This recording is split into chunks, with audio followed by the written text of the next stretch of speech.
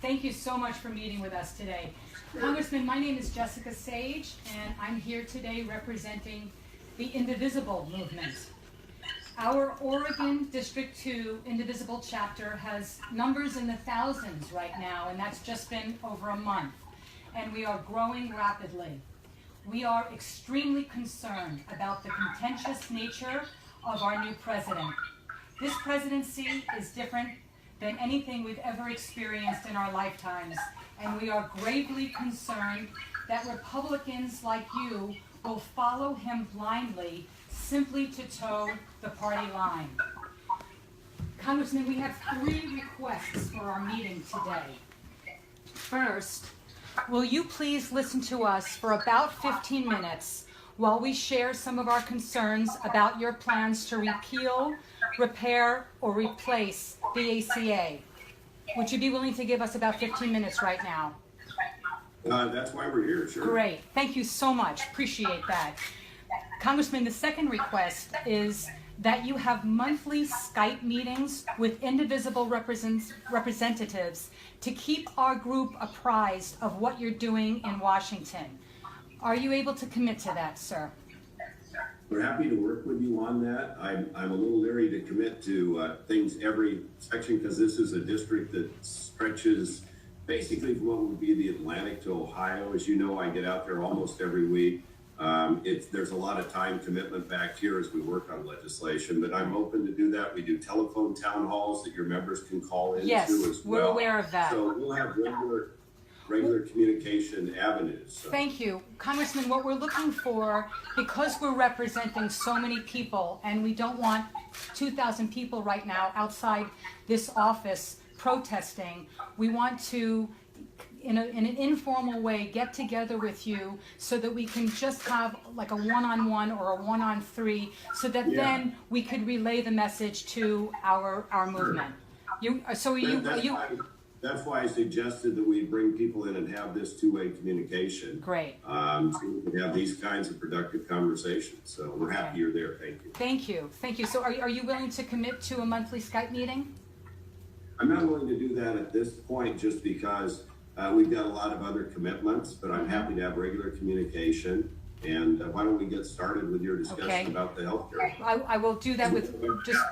Because we have a total of about a half an hour. As you yes, know, I understand. I understand that. I just have one more request, Congressman, and this is from all of the thousands of people that couldn't be here today. We would like to request that you hold a town hall meeting in person in Medford at the end of this month during the next congressional Congress. Will you please commit to that, Congressman? No, I won't. I won't because we're working on, as you know, I probably do more town halls than anybody else in the House delegation. Right. We haven't seen you that much in Jackson County, though. Actually, I do one every year in Jackson County and have for as far back as I can. When is your next live town hall in Medford or in Jackson County? Well, it's not scheduled yet.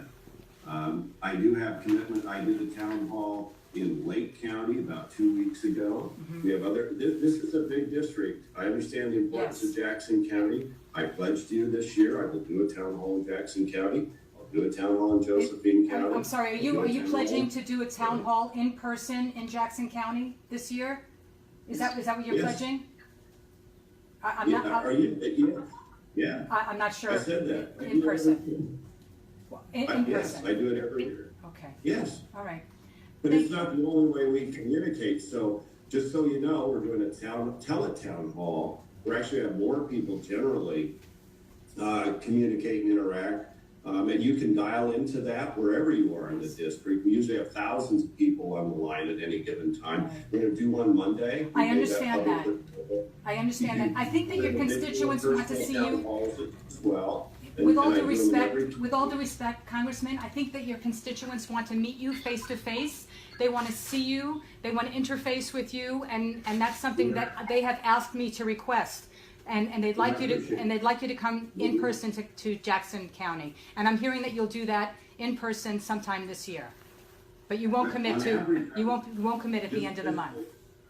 Just so you know, on average, I've been in Jackson County last year almost once a month, doing a variety of public meetings and individual meetings, roundtables on things like opioids. opioid abuse, mental health issues that led to legislation that got passed at the end of the year. So I have a lot of demands from constituents in Jackson County on a whole host of issues.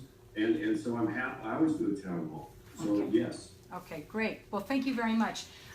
Congressman, today with us we have two representatives from healthcare, and then we have somebody that has a stack of stories of people that are afraid that if they lose their healthcare, they may be in peril. And then if we have some extra time, we might have some questions and then hear from you. So without further ado, Dr. Liu. Hi, Congressman. Hello, Doctor. Thank you so much for taking the time to meet with us. My name is Dr. Junyoung Liu. I'm a cardiologist at Southern Oregon Cardiology here in Medford. Along with about 19 other physicians and nurse practitioners, we provide cardiovascular care for many people in Oregon's 2nd Congressional District, your home base. And this is from Jackson County all the way east to Lake County. We work from our outpatient clinics, as well as 3 Asante Healthcare hospitals in Grants Pass, Medford, and Ashland. We are often the first physicians to see an acute heart attack patient within 5,000 square miles.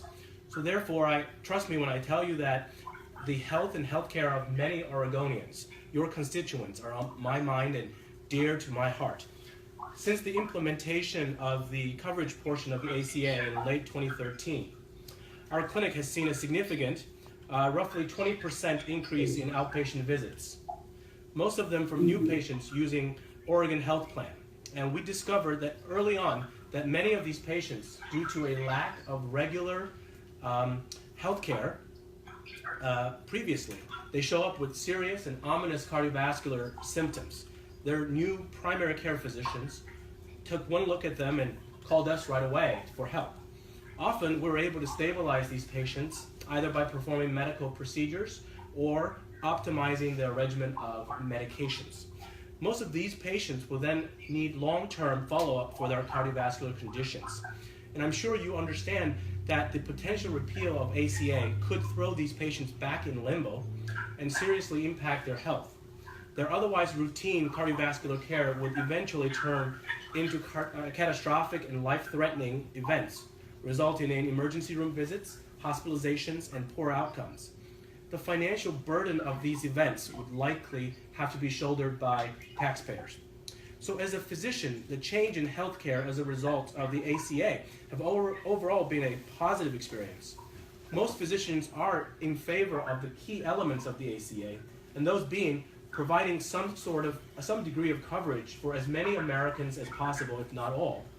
No denial of coverage due to pre-existing conditions, coverage of children through Children's Health Insurance Plan, coverage of young adults on parental and guardians insurance plans, gender equality in the cost of insurance, lowering the cost of prescription medications, reasonable deductibles and copays, and finally, in the event of catastrophic illness, no cap on coverage. And Congressman, let us try to keep the Affordable Care Act out of the realm of politics, because the health of hundreds of thousands of Oregonians and millions of Americans are at stake.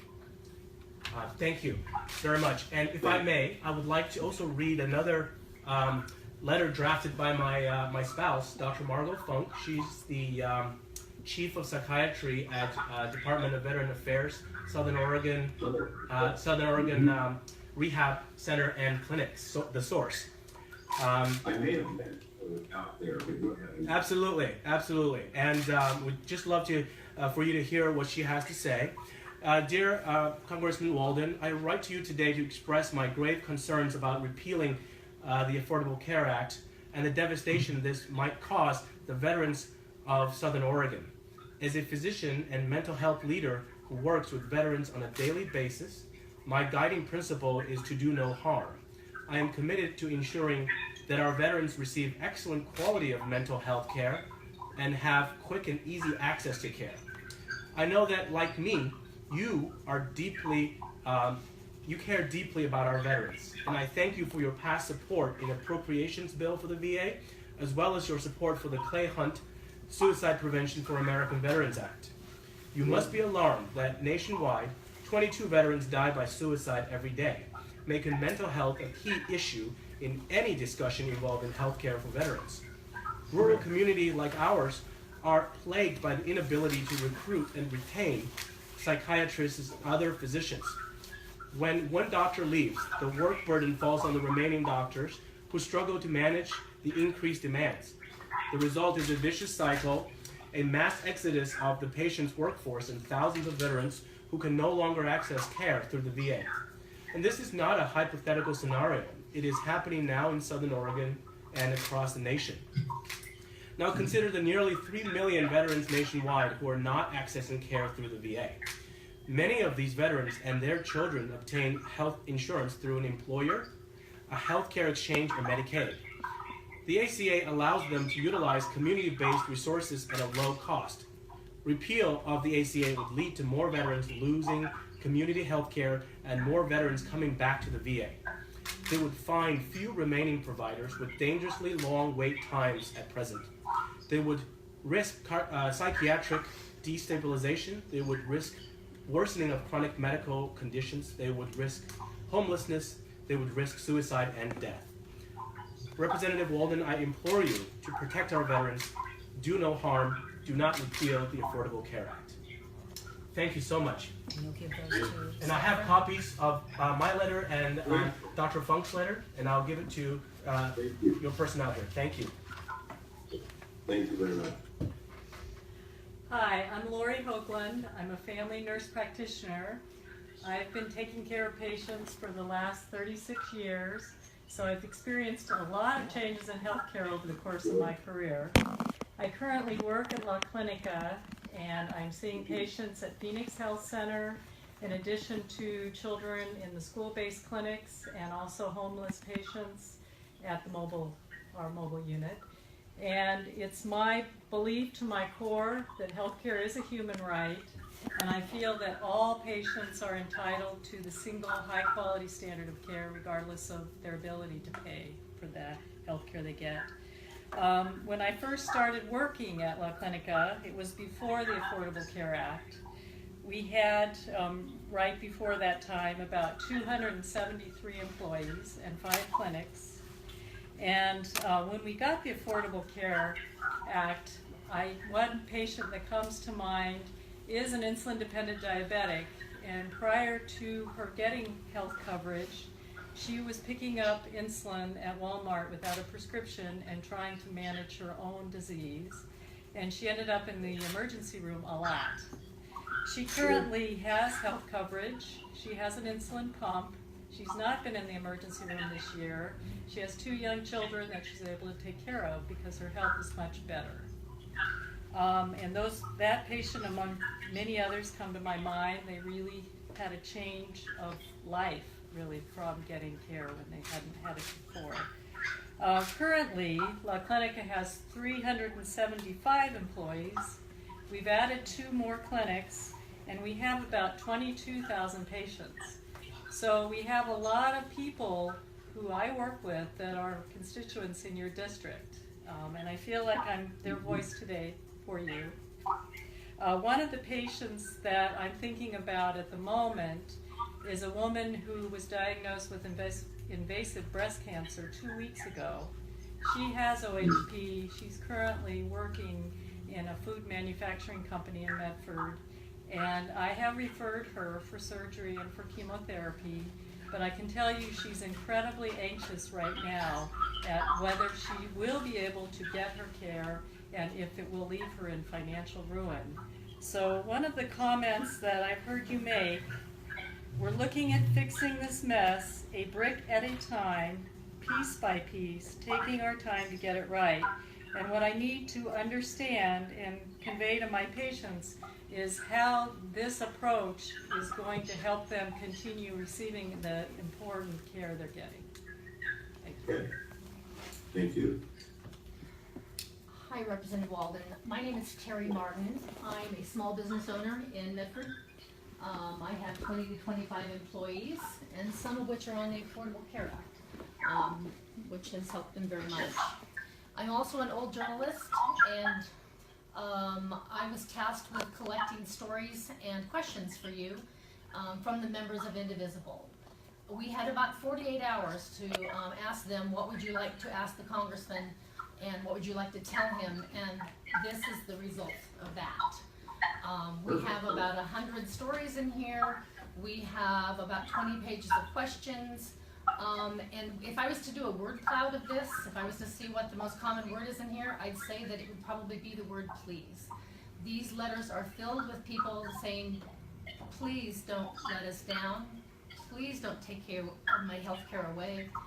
Please don't, make me stay up at night worrying about my child. Many of these letters have to do with not necessarily the person that's written them, but their spouse, their children, their grown children, their parents who are on Medicare. And so I would love to suggest, I hope these get into your hands. I would love to suggest that maybe you take the example of our former president and maybe read a couple a day, just to kind of educate yourself, remind yourself of who's out there and the issues that they have. And to kick that off, could I read one very quickly, just to kind of give you a sense of what's here? Yes, please do, and know that Troy or Riley will get those to me here at DC. So I look forward, we're trying to get those kinds of stories. Thank you, it helps our work. Thank you. I tried to make it easier for you. I took the best sentence of every one and put it in big red letters, so you can even skim it. I know you're busy on the Hill, right? Okay, this is from a woman in Ashland named Teresa. It says, Mr. Walden, in January of 2015, my teenage son was in a sledding accident. He hit his head against a tree with no helmet on and sustained a traumatic brain injury. He is receiving continuing ongoing therapies, testing, and medical care related to that injury.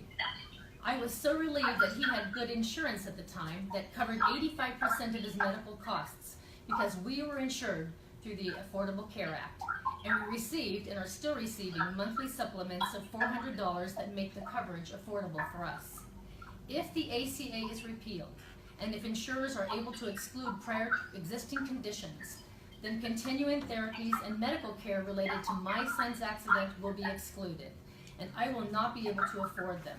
I also will not be able to afford to maintain the current coverage we have without the monthly supplement. Please do all you can do to maintain the Affordable Care Act for our family. Thank you. You're welcome. I'll make sure these get to you. Thank you very much. Hi, Congressman Walden. I'm Kathy Dombey. I live in Ashland. I represent the Indivisible group.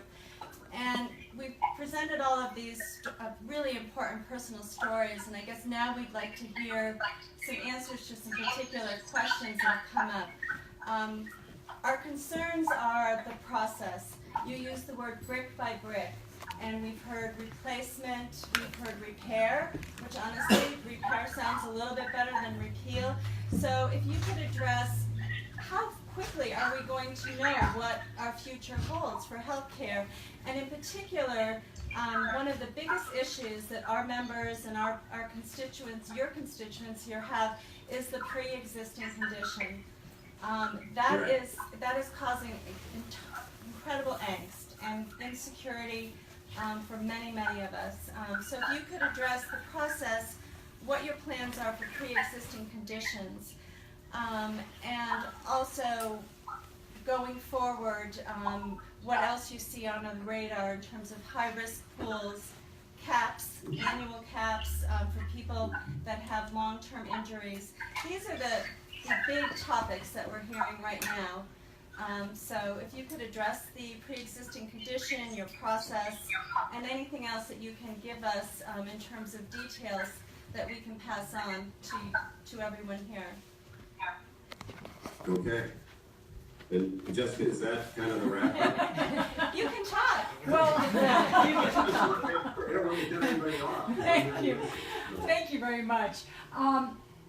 Well, we would love to. Yes, we would love to hear from you for a few minutes, and also, I think I just need a little bit because I know that a lot of people are going to want to know your commitment as far as contact in the future. So, if I can just reiterate, and then you can answer Kathy's questions. Just to reiterate, you're not you want to have regular Skype meetings with representatives from Indivisible, but not once a month. But you did say regular.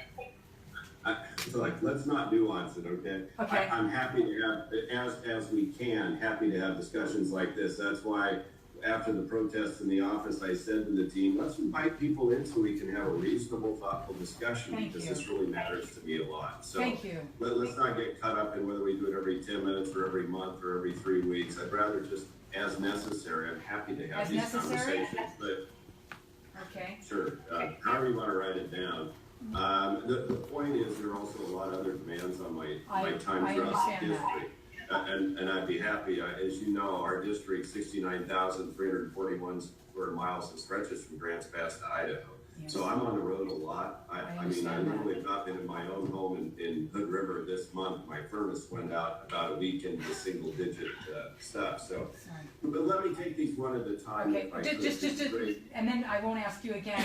The town hall meeting, you said you're not gonna commit to it this month, but you will be in person in Jackson Yeah. County, a public town hall meeting sometime this year. Yes. That's what you said earlier. I just wanted to confirm that. Yes. Okay, yes, great, yes. great. In fact, if you go back and look at any of the news media, there's no, because they've covered it. I've done one in every county, at least one in every county of the district every year. I do more, I would wager, than any House member in our delegation, because I've got 20 of the 36 counties. It's a long way. Come travel with me. It's a long way. I'd love to outside come of travel with you. When should we meet up?